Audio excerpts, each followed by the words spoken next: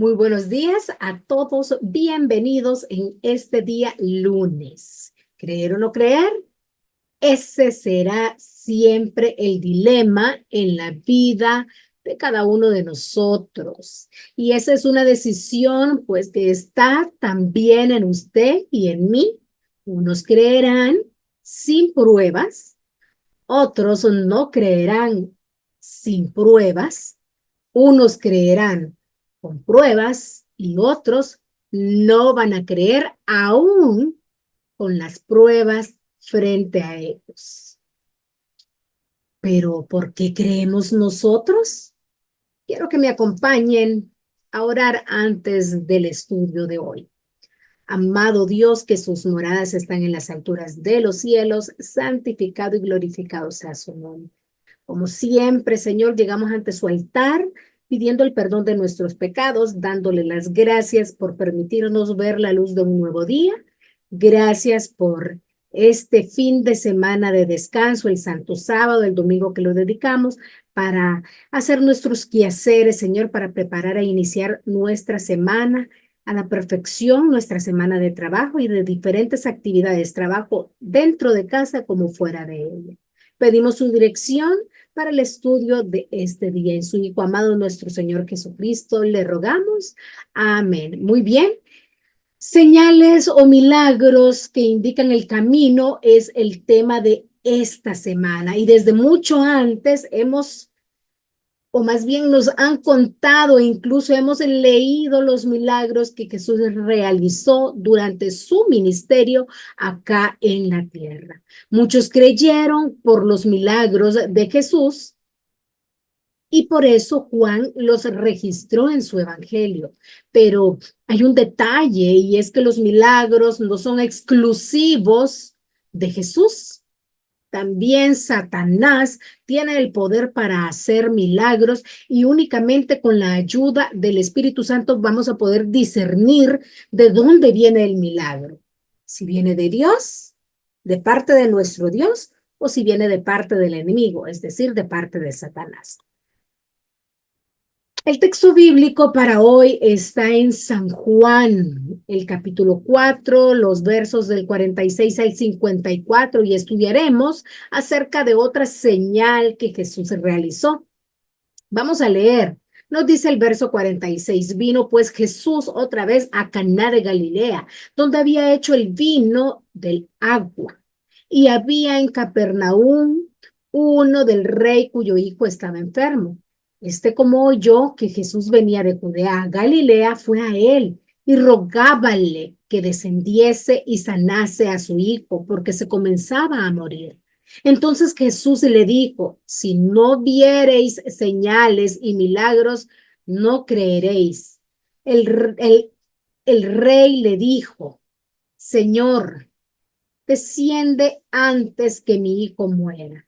Dícele Jesús, ve, tu hijo vive. Y el hombre creyó a la palabra que Jesús le dijo y se fue. Verso 51. Y buscando ya él, y cuando ya él descendía, los siervos le salieron a recibir y le dieron nuevas diciendo, tu hijo vive. Entonces él les preguntó, ¿a qué hora comenzó a estar mejor? Y dijéronle, ayer a las 7 le dejó la fiebre.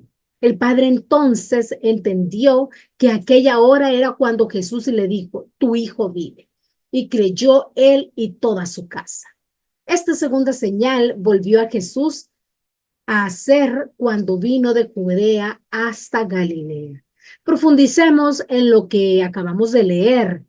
La primera señal o milagro de Jesús fue convertir el agua en vino en Cana de Galilea.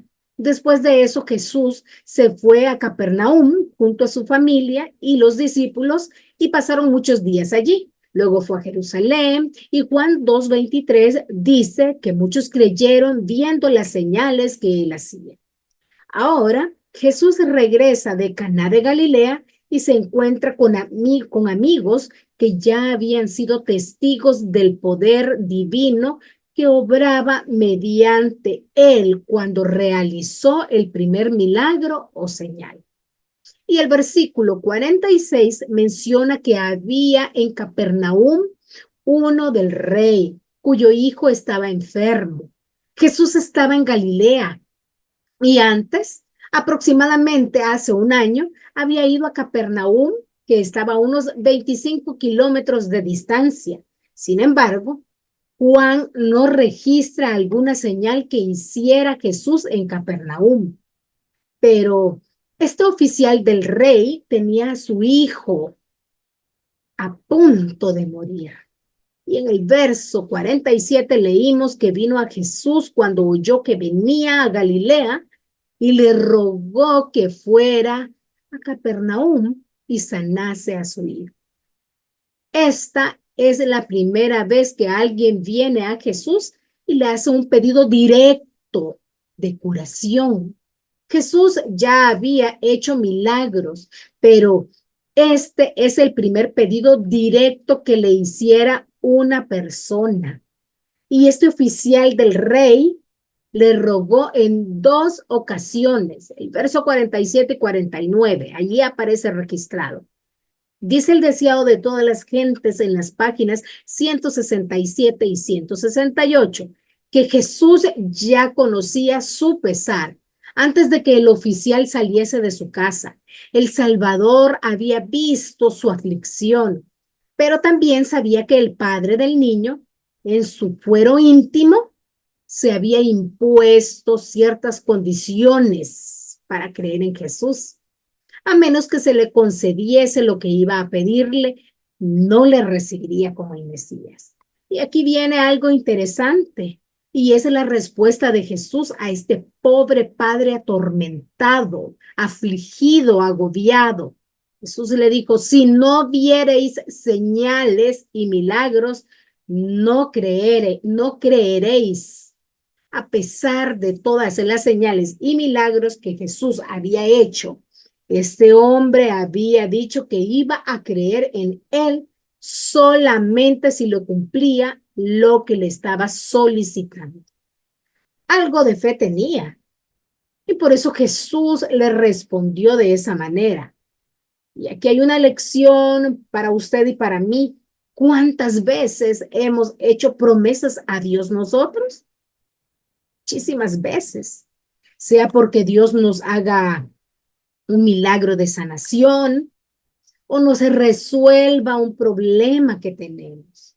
Le prometemos algo y después de que Él nos cumple lo que le hemos pedido, nosotros no cumplimos con nuestra promesa, aún habiendo recibido lo que nosotros pedimos.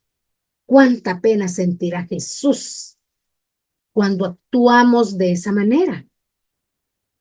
¿Será esa misma pena que Jesús sentía por Nazaret, su propio pueblo que no pudo reconocerle como el Mesías? Dice el deseado de todas las gentes, en el capítulo 20, si no viereis señales y milagros, ese es el título del capítulo, en la página 168. Deseaba no solo sanar al niño, sino hacer participar al oficial y su casa de las bendiciones de la salvación y encender una luz en Capernaum, que había de ser pronto campo de sus labores. Pero el noble debía comprender su necesidad antes de llegar a desear la gracia de Cristo. Este cortesano representaba a muchos de su nación. Se interesaban en Jesús por motivos egoístas.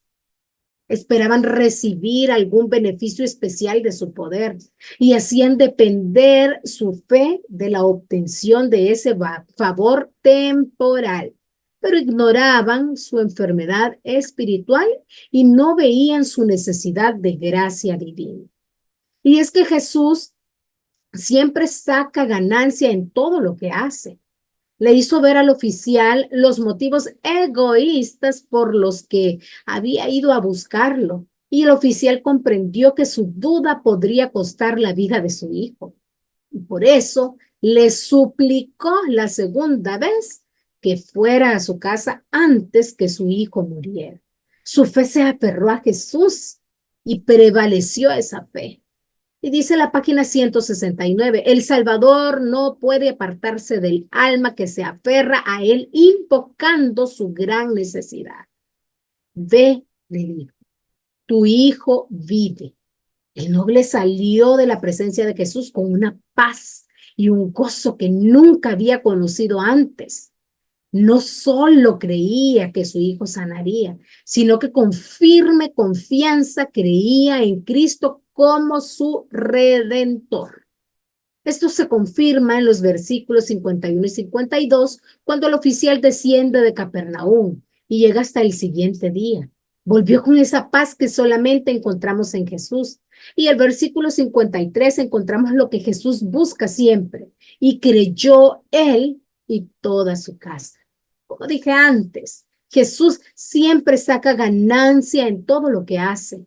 Con este milagro había hecho que la angustia de este oficial sirviera para que él y toda su familia llegaran a ser discípulos suyos. La dádiva de Jesús no podía quedarse únicamente en la curación del hijo. Jesús le dio una dádiva mayor, que fue la salvación.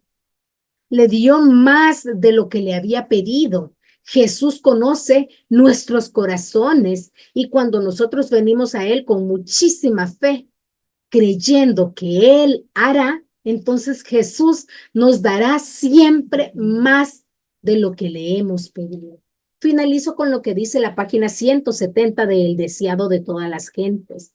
El noble quería ver el cumplimiento de su oración antes de creer, pero tuvo que aceptar el acerto de Jesús de que su petición había sido oída y el beneficio otorgado. También nosotros tenemos que aprender esta lección. Nuestra fe en Cristo no debe estribar en que veamos o sintamos que Él nos oye. Cuando hemos pedido su bendición, debemos creer que la recibimos y agradecerle de que la hemos recibido. Luego, debemos atender nuestros deberes, seguros de que la bendición se realizará cuando más la necesitemos. Cuando hayamos aprendido a hacer esto, sabremos que nuestras oraciones son contestadas. Dios obrará por nosotros. Va a obrar mucho más abundantemente de lo que pedimos, conforme a las riquezas de su gloria y por la operación de la potencia de su fortaleza. No dudemos nunca. Dios te bendiga esta nueva semana y nos encontramos mañana acá en Conectados con el Cielo para estudiar otra señal que nos indique el camino correcto. Hasta pronto.